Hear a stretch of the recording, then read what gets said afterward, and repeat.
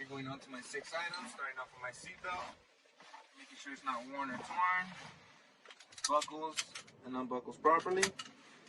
Going on to my gear shifter, making sure it's in the neutral position, it's not cracked or broken or missing any components. Going on to my brake knobs, making sure they're completely pulled out, not cracked or broken, and not missing. Going on to my steering wheel. My steering wheel shouldn't have no more than 2 inches of play while turning on it. And I'm also making sure it's not missing any components. Going on to my clutch shouldn't be having no more than 2 inches of play while tapping on it. And I'm going to be checking my air pressure, my primary air gauge, making sure it's under 80 psi. In this case it's not, so I'll be fanning my brake down.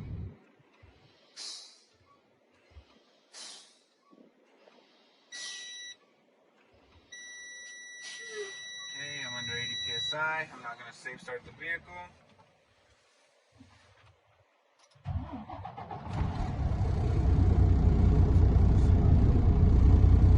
Now going to be maxing out my air pressure, also known as my governor cutout. My governor cutout should happen between the ranges of 120 and 140 psi.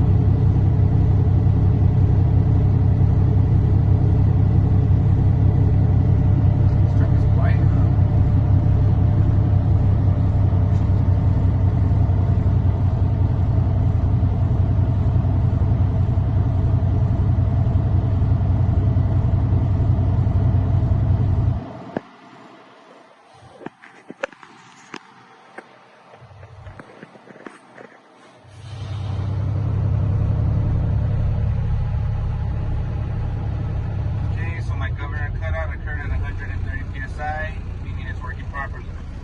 I'm now going to secure my vehicle. Okay,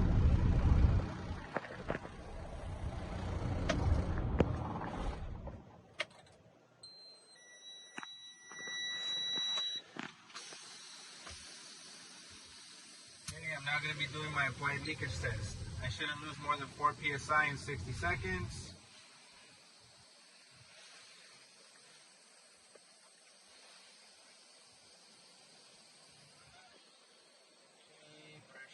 Brake, waiting for my needle to stabilize.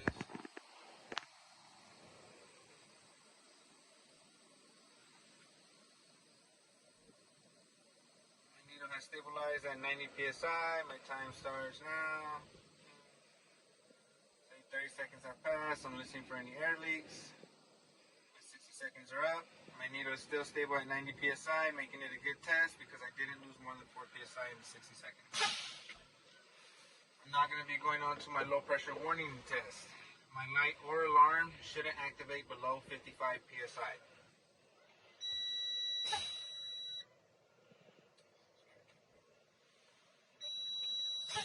Okay, my light came on at 60 psi, meaning it's working properly because I'm making it a good test because I didn't go below 55 psi. I'm not going to be doing my spring brake pop out. Both of my brake knobs should pop out between the range of 45 and 20 psi.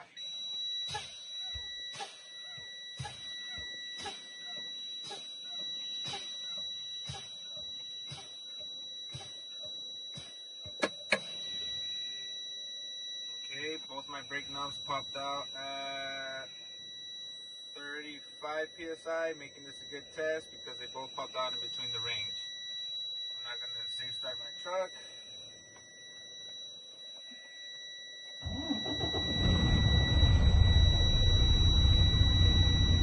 I'm not going to max out my air pressure.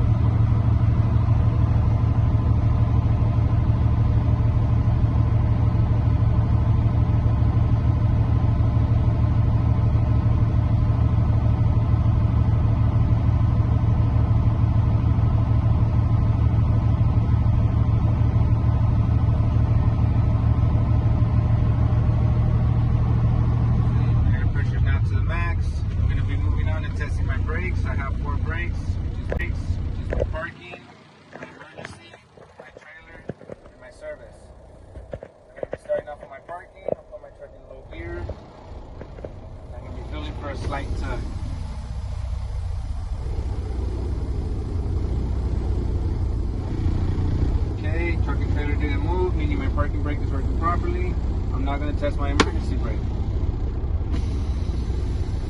I'm going to repeat the process. Okay, truck and trailer didn't move, meaning my emergency brake is working properly. I'm now going to test my trailer brake. I'm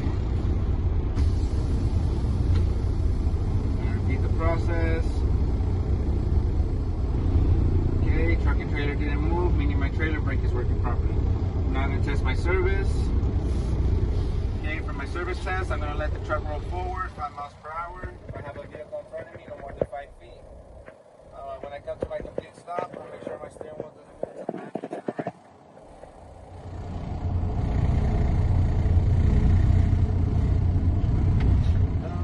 Okay, steering wheel didn't move left or right, meaning my brakes are well balanced and my service brake is working properly because I came to my stop. And that concludes my air brake pre-trip inspection. I'm moving on to my